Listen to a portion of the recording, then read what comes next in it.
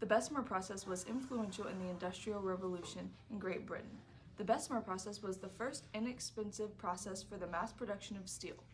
The process was very efficient and so decreased labor requirements for the production of steel. The process consists of removing impurities from molten pig iron with oxidation from air being blown through the iron. The mass production allowed railroads to be stronger than iron predecessors. It also improved the stability of buildings. Some disputed this method because of quality issues, and so they used the Thomas Gilchrist method instead, which produced stronger steel but was less efficient. By the end of the 19th century, the Bessemer process produced over 10 million tons of steel.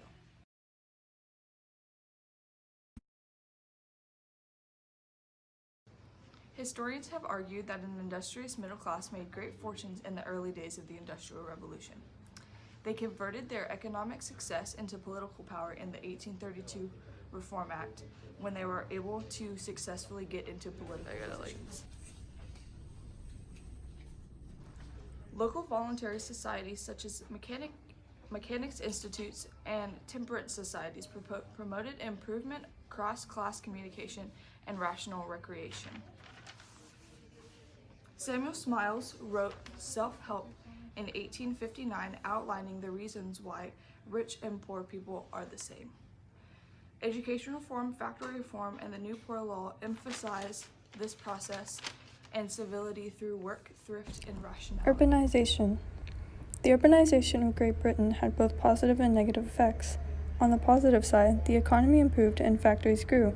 For example, Manchester grew to become a cottonopolis. The area was perfect for the growth of cotton and building of cotton mills. This major production brought people to come to work, which required more housing. As the factories expanded, so did the town as a whole. Negatively, there was no form of regulated waste removal system. This led to an outbreak of the fatal disease, cholera. When the waste in people's basements built up, they started throwing it into the nearby rivers. This was not a smart move.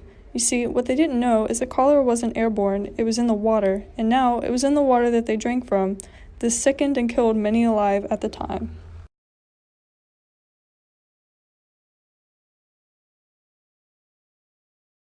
Numbers suggest that the female labor force participation was low, 40% working only domestic jobs. Many of the women working weren't even listed as workers or employees in the census.